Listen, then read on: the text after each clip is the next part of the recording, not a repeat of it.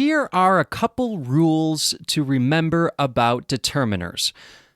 Number 1, if you have a singular countable common noun, for example, potato, the rule says that you should have a determiner before this noun. Potato is singular. There is only one potato.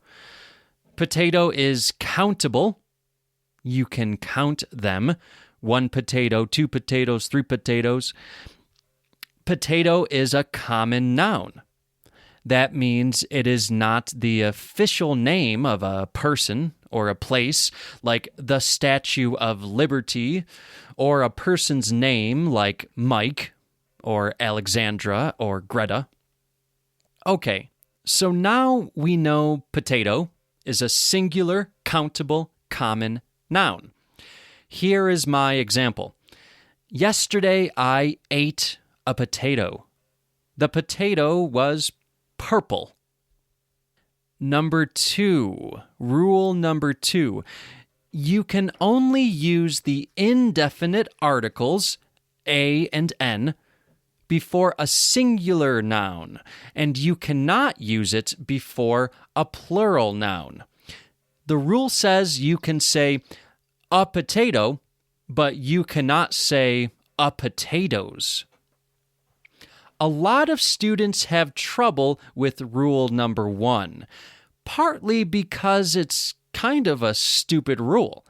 But a native speaker expects to hear a determiner in this situation. With singular countable common nouns, they may be confused if you don't use one. Rule number 1 says, I have a potato, right? So native speakers would not say, I have potato.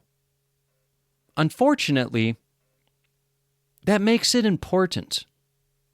It is very common for my students from Asia or Eastern Europe to be confused about rule number 1. Some languages like Polish and Korean don't have words like a, an, and the at all.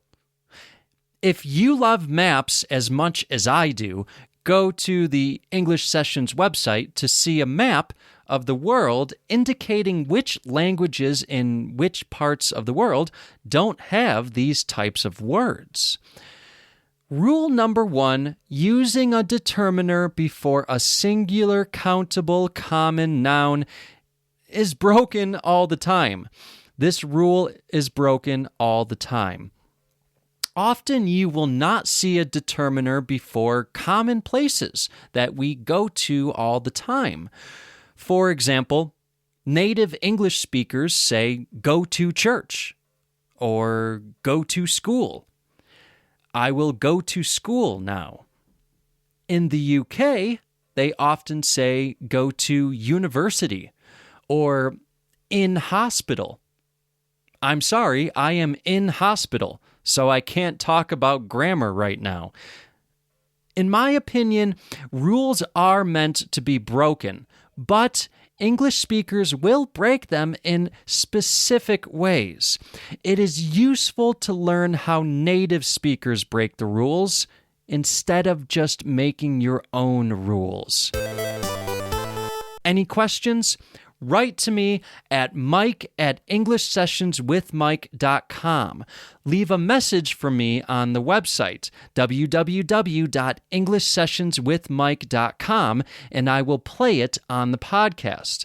Make sure to subscribe to this podcast so you won't miss an episode. Visit www.englishsessionswithmike.com for more content. Please rate and review the English Sessions on Apple Podcasts, Spotify, or wherever you get your podcasts. Make sure to subscribe to this podcast as well. Find us on social media. Twitter at The E Sessions, Instagram at English Sessions with Mike. Search for the English Sessions on Facebook. Until next time, this is Mike signing off.